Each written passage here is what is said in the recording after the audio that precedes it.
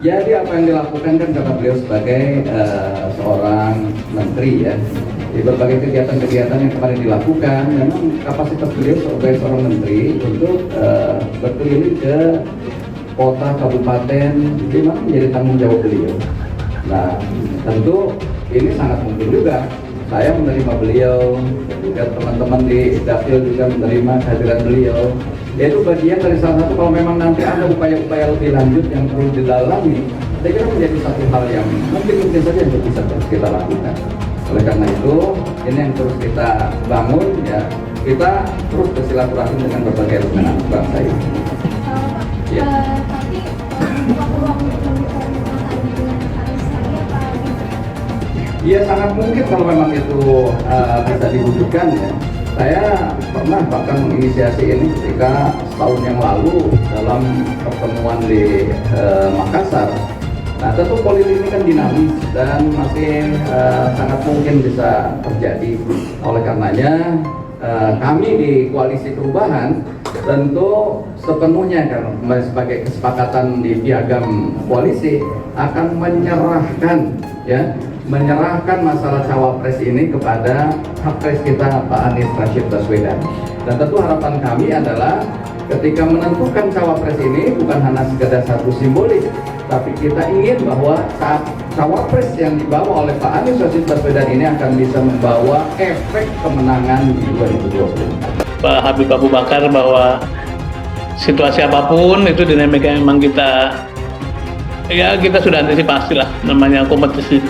Dan yang penting adalah ketiga partai itu sampai hari ini alhamdulillah solid, tetap fokus pada tujuan bagaimana mengantarkan Pak Anies Baswedan menjadi calon presiden, kemudian pada waktunya memilih atau memutuskan calon wakil presidennya dan diumumkan ke publik. Jadi saya menjelaskan kemarin konteksnya lebih pada supaya masyarakat tahu bahwa memang ada upaya-upaya yang cenderung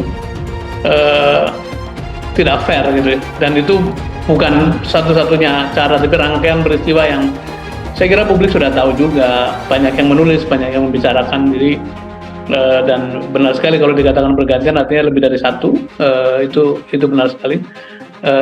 Secara proses barangkali sah saja, cuman ingin kita menyampaikan kepada publik, pada masyarakat, para pendukungnya Pak Anies, bahwa suasana memang tidak seperti biasa, tidak mudah, dan saya pun berdialog dengan sejumlah pihak termasuk para pengamat internasional, media-media internasional itu mereka bertanya kenapa sampai begini rupa gitu ya, dan memang penjelasannya sulit untuk dijelaskan dengan rasional, tapi itulah yang kita alami dan barangkali ini bagian dari dinamika perjuangan, tantangan berjuang untuk mendorong perubahan, berkeluh kesah. Tapi kalau kita lihat ditarik ke belakang, sebetulnya kan upaya untuk membuat Anies itu tidak masuk dalam radar politik bukan ketika Pilpres saja gitu ya, tapi bahkan jauh sebelum itu. Jadi misalnya ketika menjadi menteri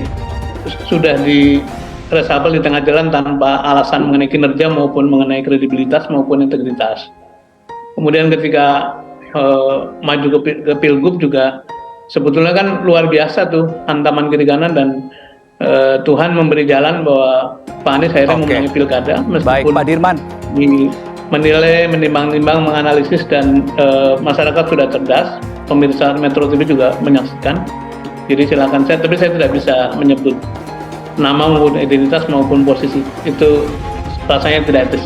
Terlalu banyak jejak digital yang memberi bukti-bukti itu ya, dan misalnya Prof. Denny Indrayana itu bukan orang sembarangan, itu mengenderet sejumlah fakta, bukan spekulasi, fakta-fakta yang dialami, tapi juga kesaksian dari para pimpinan partai kan, dan juga yang dialami oleh pimpinan partai, baik partai PKS yang sedang kita bahas, kemudian Partai Demokrat, tapi juga yang lebih luar biasa adalah yang dialami oleh Nasdem, karena Nasdem adalah pengusung pertama dan ditulis oleh media, luas sekali dibaca, bahkan diulas oleh satu majalah mingguan yang punya kredibiliti, bahwa tidak hanya yang dialami Nasdem itu tidak hanya soal-soal tekanan politik, tapi juga sampai urusan usahanya pimpinan Nasdem pun diganggu, dan itu semuanya berkaitan sama proses ini.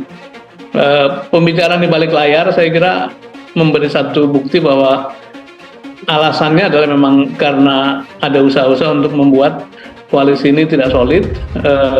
Jadi ini bukan klaim, bukan narasi, tapi sekedar penjelasan pada masyarakat supaya masyarakat bersiap dan terus menjaga semangat bahwa yang namanya perubahan memang tidak mudah. Kita mengerti, apalagi yang dihadapi sebagai pesaing adalah kekuatan yang memiliki sumber daya besar. Pak Anies pernah mengemukakan itu juga, kemudian punya kekuasaan karena masih dalam pemerintahan. Tapi penjelasan kami adalah sekedar supaya masyarakat mengetahui dan para pendukung, para simpatisan memahami konteksnya dan dengan itu lebih bersiap. Makin jelas, Sandiaga Uno dinilai terang-terangan jegal pencapresan Anies lewat PKS. Apakah yang bersangkutan? Menteri Sekretaris BUMN Muhammad Said Didu mengomentari perihal Menteri Pariwisata dan Ekonomi Kreatif Menparekraf Sandiaga Uno yang dinilai terang-terangan menjegal pencalonan Anies Baswedan. Hal tersebut diungkap oleh anggota Tim 8 KPP Sudirman Said yang mengatakan ada pejabat negara yang mendatangi pimpinan PKS dengan misi agar partai tersebut keluar dari koalisi pengusung Anies. Menurutnya, hal tersebut dilakukan untuk menjegal pencalonan Anies. Namun, Sudirman bersyukur lantaran koalisi pengusung Anies tetap solid meski dihantam tekanan dan godaan. Menanggapi hal tersebut, Said Didu menilai semakin jelas adanya upaya penjegalan Anies Baswedan oleh rezim penguasa. Makin jelas apakah yang bersangkutan sedang kena gergaji, palu, serut, atau amplas, ujar Said Didu dikutip Suara Liberté dari akun Twitter _M_Said_Didu pada Senin 12 Juni 2023. Sementara itu, Sandi membantah tuduhan dirinya merayu PKS untuk keluar dari koalisi perubahan untuk persatuan yang mengusung Anies Baswedan. Sandi mengatakan dirinya hanya berkomunikasi dengan PKS terkait pencalonan dan mengikhlaskan seandainya PKS tetap pada pilihannya, yaitu mengusung Anies. Tidak sama sekali merayu PKS. Saya bilang kalau koalisi perubahan sudah sepakat dengan capres-cawapres dan semua pembagiannya ke depan, dengan juga kekuatan daripada dukungan, saya ikhlas, kata Sandi di Kompleks Parlemen Jakarta, Jumat 9 Juni dikutip dari CNN. Sandi mengatakan dirinya meminta PKS mempertimbangkan tawarannya karena ia memiliki data yang mengatakan bahwa mayoritas masyarakat menginginkan keberlanjutan.